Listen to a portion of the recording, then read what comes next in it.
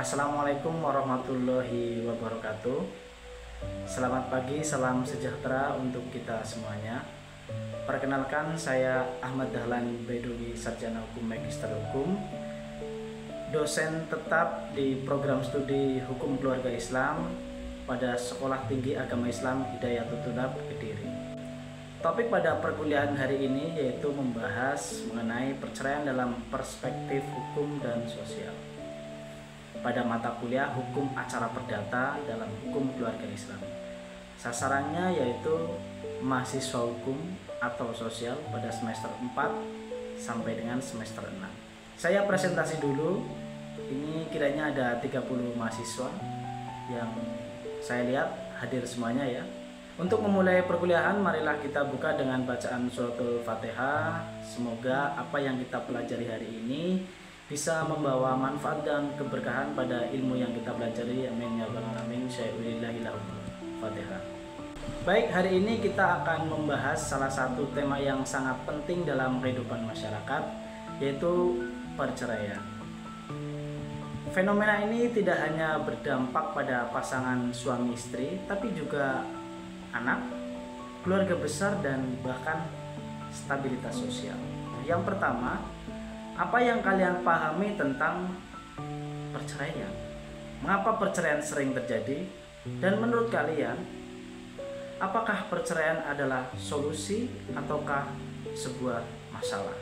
Setelah mengikuti perkuliahan ini, saya berharap mahasiswa di sini mampu untuk yang pertama, menjelaskan pengertian dan dasar hukum perceraian di Indonesia. Yang kedua, mengidentifikasi penyebab umum dari perceraian. Yang nomor tiga, menganalisis dampak perceraian dari sisi hukum dan sosial. Dan yang terakhir, nomor 4 adalah menyusun strategi pencegahan perceraian dalam masyarakat. Secara umum, perceraian adalah putusnya hubungan perkawinan antara suami dan istri berdasarkan ketentuan hukum yang berlaku di Indonesia. Dalam hal ini, di Indonesia menganut pada Undang-Undang Nomor 1 Tahun 1974 tentang perkawinan. Perceraian hanya dapat dilakukan di depan sidang pengadilan. Dan selanjutnya ada dasar hukum dari perceraian yang ada di Indonesia.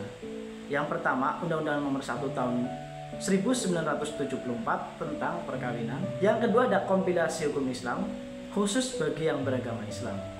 Yang nomor 3 ada Kitab Undang-Undang Hukum Perdata bagi non-muslim. Yang nomor 4 adanya putusan pengadilan agama atau negeri. Alasan-alasan perceraian. Yang pertama, salah satu pihak berzina atau telah berzina. Alasan yang selanjutnya yaitu nomor 2 ada adanya kekerasan dalam rumah tangga atau KDRT.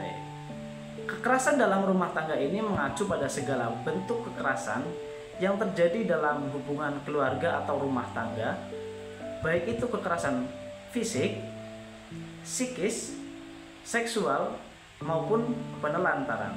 Yang selanjutnya adanya penelantaran. Apakah itu penelantaran? Penelantaran dalam konteks alasan perceraian adalah tindakan salah satu pasangan yang meninggalkan pasangannya tanpa alasan yang sah dan berkelanjutan.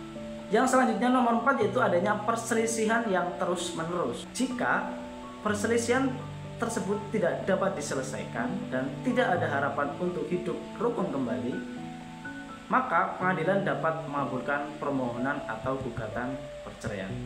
Yang selanjutnya nomor 5 ada salah satu pihak dipidana. Artinya salah satu alasan perceraian yang melibatkan pemidanaan adalah salah satu pihak dihukum penjara 5 tahun atau lebih setelah perkawinan berlangsung. Yang nomor 5 yaitu perubahan keyakinan atau agama, atau kita sebut dalam keyakinan Islam yaitu disebut dengan murtad. Baik, saya lanjutkan. Yang keenam yaitu salah satu pihak meninggalkan tanpa izin lebih dari 2 tahun. Yang selanjutnya ada proses perceraian. Yang pertama, pengajuan gugatan cerai oleh suami atau disebut dengan cerai talak. Sedangkan istri yang mengajukan disebut dengan cerai gugat. Saya akan jelaskan. Proses cerai talak adalah prosedur perceraian dalam agama Islam di mana suami atau pemohon mengajukan permohonan perceraian kepada pengadilan agama atau mahkamah syariah. Cerai gugat adalah proses perceraian yang diajukan oleh istri kepada pengadilan agama untuk meminta perceraian dari suaminya. Dalam cerai gugat, pihak penggugat adalah istri dan pihak tergugat adalah suami. Kemudian proses perceraian yang selanjutnya ada mediasi wajib di pengadilan. Tujuannya adalah untuk memberikan kesempatan atau ruang kepada pasangan yang akan bercerai untuk mencapai kesepakatan yang melalui perundingan atau musyawarah dengan bantuan mediator. Dasar hukum dari mediasi yaitu Peraturan Mahkamah Agung Nomor 1 Tahun 2016 tentang prosedur mediasi di pengadilan. Sedangkan proses mediasi ini sebenarnya dibatasi kurang lebih 30 hari. Yang selanjutnya mencegah berlarut-larut proses perceraian di pengadilan supaya mungkin lebih memudahkan dan menyederhanakan persoalan. Kemudian proses yang selanjutnya yaitu pembuktian dan persidangan. Proses pembuktian dan persidangan dalam perceraian meliputi pengajuan gugatan, mediasi, pemeriksaan saksi, pembuktian, kesimpulan, dan putusan. Pembuktian dilakukan untuk memperkuat dalil-dalil yang diajukan oleh pihak yang berperkara, baik penggugat maupun tergugat, baik pemohon ataupun termohon, melalui alat bukti seperti surat, saksi, pengakuan, dan sumpah. Putusan cerai adalah tahap akhir dari proses perceraian yang diputuskan oleh hakim dalam persidangan. Putusan ini menyatakan bahwa perkawinan antara suami dan istri dinyatakan berakhir setelah putusan dibacakan. Pihak yang berperkara akan menerima akta cerai sebagai bukti resmi mereka sudah bukan suami istri. Perceraian orang tua dapat memberikan dampak signifikan terhadap anak meliputi aspek psikologis, pengasuhan, dan pendidikan. Secara psikologis, anak-anak mungkin mengalami kecemasan, depresi, gangguan perilaku, dan kesulitan membangun hubungan interpersonal.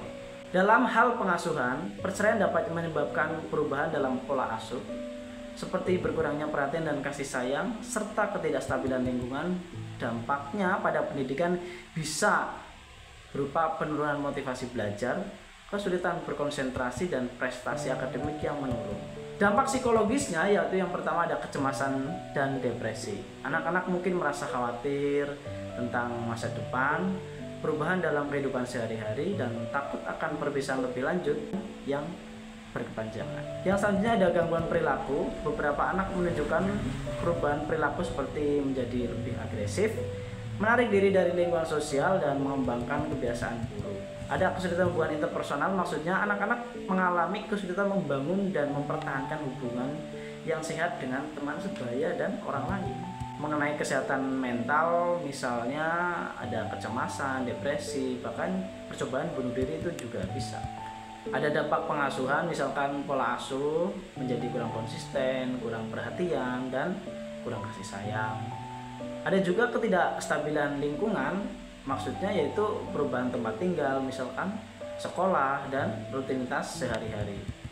Dampak di pendidikan yaitu misalnya penurunan motivasi belajar atau kurangnya anak untuk berkonsentrasi atau fokus.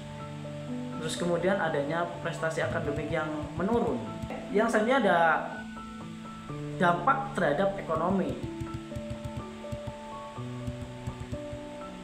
Dampak terhadap ekonomi yang signifikan terutama terkait dengan tunjangan nafkah dan pembagian harta bersama.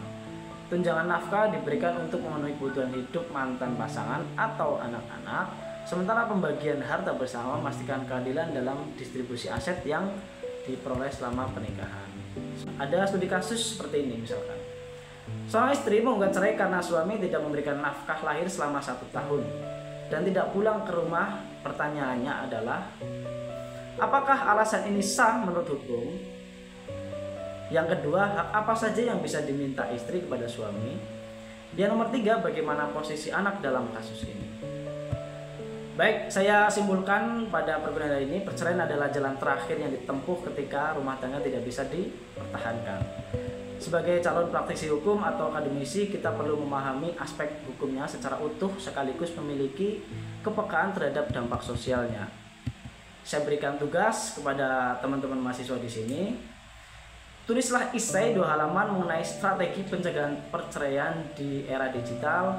Silakan dikumpulkan dan diketik seperti biasa dan dikirimkan ke alamat email saya.